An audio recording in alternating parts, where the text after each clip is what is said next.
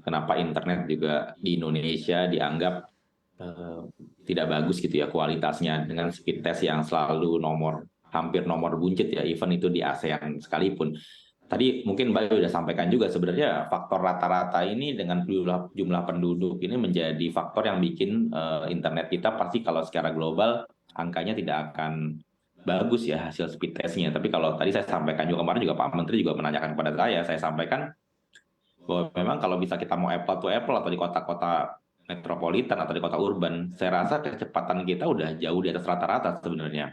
Apalagi kalau di kota kayak Jakarta sekalipun, saya yakin Jakarta sekalipun kalau di compare dengan Singapura atau mungkin negara di yang lain-lainnya itu udah sama menurut saya kualitasnya, bahkan mungkin bisa lebih baik dari hasil speed test yang memang UKLA sampaikan. Tapi kalau memang kita rata-ratakan ke seluruh wilayah Indonesia sampai ke Sabang sampai Merauke dengan jumlah penduduk kita yang segitu banyak, wilayah kita yang segitu luas, tentunya angka ini tidak akan terlihat menarik ya hasilnya karena perhitungannya adalah average atau rata-rata dari total penduduk dan speed test yang ada dan speed yang ada. Kira-kira gitu, Mbak.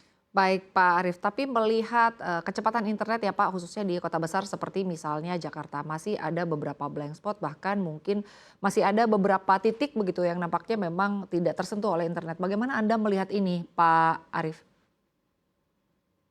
Sebenarnya kalau kita menganut teknologi kabel memang nggak akan mungkin 100% ya karena masih pasti ada aja beberapa wilayah yang memang masih belum terjangkau oleh fiber optik. Tapi kan sebenarnya teknologi nggak hanya fiber optik ya, nggak hanya broadband, ada juga teknologi seluler. Saya rasa kalau teknologi seluler sih hampir menjangkau ya seluruh wilayah yang ada. Andai kan ada blank spot itu menurut saya udah sangat kecil sebenarnya Mbak ya. Paling hanya penurunan kualitas lagi. Tapi kalau untuk sekarang sinyal saya rasa di kota-kota besar sudah hampir terjangkau semua karena setahu saya untuk seluler sendiri itu sudah mencapai lebih dari 95% coverage-nya di seluruh Indonesia. Tinggal mungkin beda area, beda kualitas aja ya. Tapi kalau untuk secara coverage, setahu saya sudah 95%.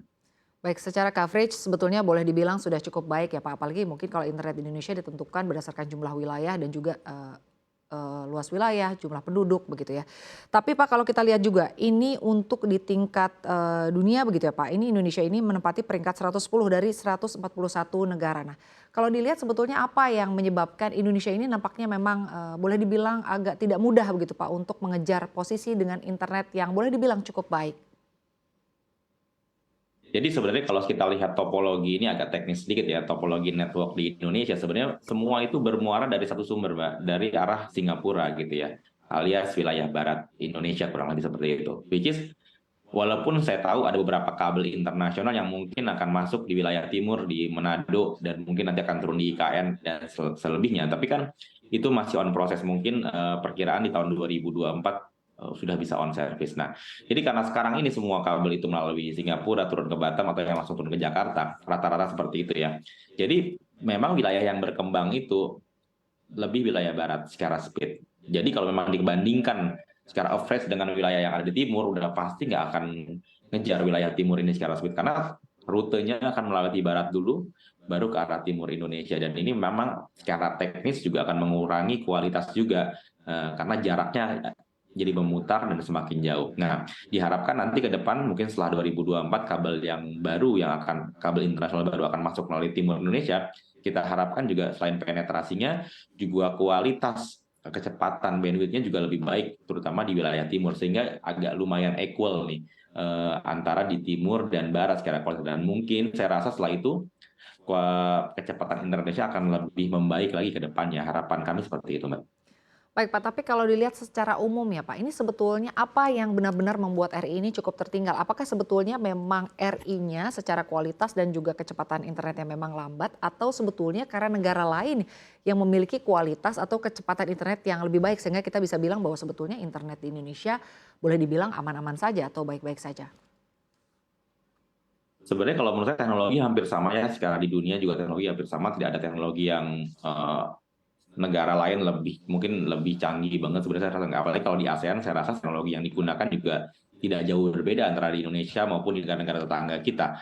Tapi mungkin menurut saya eh, faktor banyak banyak masyarakat kita itu memang yang tinggal itu memang jauh-jauh Mbak, jadi nggak di perkotaan. Nah ini memang salah satu faktor juga kendala kualitas tadi menurun. Mungkin terjangkau internet iya, tapi mungkin belum lewat fiber optik, mungkin masih melalui teknologi-teknologi lainnya. Dan ini memang jadi kendala, pasti ada penurunan kualitas di sana. Tapi kalau saya rasa teknologi yang dipakai di Indonesia maupun di negara-negara tetangga kita atau di dunia sekalipun tidak jauh berbeda sih sebenarnya. Jadi menurut saya karena masyarakatnya banyak dan scattered ya. Nah ini yang memang salah satu faktor ada penurunan kualitas begitu menjangkau wilayah-wilayah yang memang tidak terlalu dekat dengan perkotaan. Karena bagaimanapun ketika kita nggak bisa apple to apple-in teknologi kabel atau fiber optik dengan teknologi wireless atau yang lainnya, pasti akan kualitasnya pun juga akan berbeda sebenarnya seperti itu. Baik, Pak Arief, mungkin pemirsa juga ingin tahu sebetulnya untuk saat ini apakah pemerintah juga masih cukup gamang ya artinya untuk bisa menciptakan kualitas dan juga kecepatan internet yang baik karena harus memilih artinya pemerataan terlebih dahulu atau mungkin kualitas terlebih dahulu sehingga menyebabkan aksesibilitas ini di kedua sisi menjadi tidak seimbang atau tidak matang. Apakah sebetulnya seperti itu, Pak? Kalau menurut saya sebenarnya saran saya sih sebenarnya kita akan baiknya memang kita menentukan teknologi apa sih yang mau kita pakai sehingga kita mengimprove ke depannya juga lebih mudah. Ketika kita menggunakan banyak teknologi yang berbeda-beda, ini jujur akan menyulitkan kita menemukan satu titik titik temunya ya, ibaratnya ketika kita berpindah-pindah teknologi, jadi teknologi ini mungkin belum maksimal, kita pindah teknologi lain, ini belum maksimal, kita pindah teknologi lain. Memang mungkin pemerataan bisa tercapai, tapi kualitasnya jadi agak susah untuk mengimprove-nya menurut saya. Jadi ke depan sih menurut saya kita masih membuat planning atau roadmap yang jelas, kira-kira teknologi apa yang benar-benar pengen kita pakai. Apakah mau pakai fiber optik ya nggak apa-apa, kita pakai fiber optik semua dari ujung ke ujung, walaupun akan makan waktu, tapi kita tahu kualitasnya dan lain-lain. Atau kita mau pakai teknologi satelit juga nggak apa-apa, tapi kita benar-benar konsisten sama teknologi tersebut. Jadi sebenarnya saya harap ke depan ini kita lebih punya roadmap yang jelas, digitalisasi Indonesia mau kemana roadmapnya, sehingga teknologi yang kita pakai, improvementnya ke depan, planning jangka panjang ini dapat lebih terukur dibanding kita menggunakan beberapa teknologi yang berbeda-beda. Begitu Baik, sih Pak Arief. gambarannya, Mbak. Tapi membahas mengenai pemerataan ya Pak ya, artinya jangkauannya sendiri itu. Apakah selama ini tantangannya memang masih belum bisa diurai atau masih belum bisa diselesaikan? Karena kalau kita lihat dari tahun ke tahun Pak, internet lambat ini salah satu penyebabnya adalah karena artinya belum meratanya atau pemerataan masih terus menjadi kendala. Sebetulnya tantangannya apa sih Pak? Sebenarnya kalau dibilang tantangan ya, ini udah berulang ya, sebenarnya tantangan ya tadi masyarakat yang memang scattered ya, terutama di wilayah pinggir Indonesia atau wilayah timur tadi jelas itu.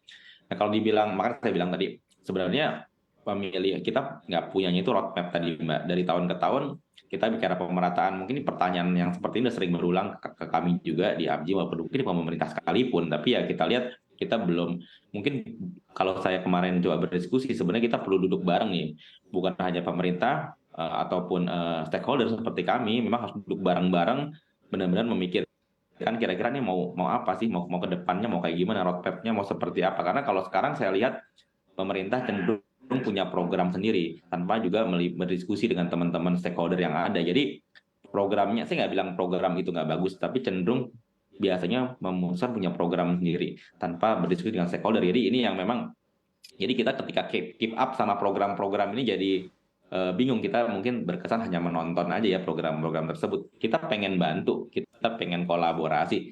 Kita tahu kita punya misi yang sama, pemerataan akses internet di Indonesia. Dan tentunya kita pengen berkontribusi juga buat Indonesia nih.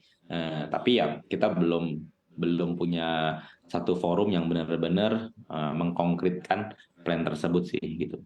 Baik, artinya roadmap yang jelas ini menjadi salah satu hal yang penting begitu ya Pak demi terciptanya tujuan internet yang mungkin lebih cepat untuk di Indonesia. Tapi untuk saat ini Pak infrastrukturnya sendiri seperti apa? Kalau kita lihat, kalau Jawa sih menurut saya udah cukup mature, walaupun belum 100%, tapi udah sangat cukup baik. Karena memang suka nggak suka Jawa ini 60% pengguna internet dan populasi Indonesia juga ada di Jawa kurang lebih ya. Jadi memang banyak sekali opsi infrastruktur yang ada, baik itu seluler maupun fiber optik dan teknologi lainnya. Sumatera masih saya bilang lebih cukup baik dibanding di Jawa.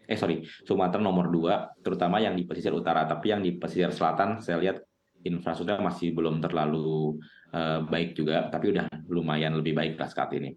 Kalau di Kalimantan mungkin di kota-kota besar aja, daerah tengah-tengahnya masih agak belum. Wilayah Sulawesi juga di kota-kota besar, walaupun saya juga dengar udah beberapa ada infrastruktur backbone, pemain-pemain yang memang menggelar di wilayah Sulawesi, karena tadi saya bilang nanti ke depan ada kabel internasional akan turun mungkin di utara Sulawesi, dan itu mungkin udah disiapkan beberapa provider untuk kabel di inline Sulawesinya. Tapi kalau untuk di pulau-pulau seperti mungkin wilayah Maluku itu masih agak agak sulit ya, karena memang banyak sekali pulau-pulaunya, dan memang penggelaran kabel laut itu masih cukup mahal ya, walaupun ada palaparing tengah juga di sana yang memang udah digelar dari periode Pak Jokowi yang periode 1, dan di wilayah Papua kita masih tahu kendalanya sangat sulit ya, walaupun dari segi medan wilayahnya, dan juga mungkin beberapa kendala non teknis yang memang kita rasa masih sulit. Jadi sebenarnya kalau infrastruktur kita ini masih jadi poinnya infrastruktur kita masih terkonsentrasi sebenarnya di kota-kota besar, terutama di area Jawa sih, kurang lebih seperti itu.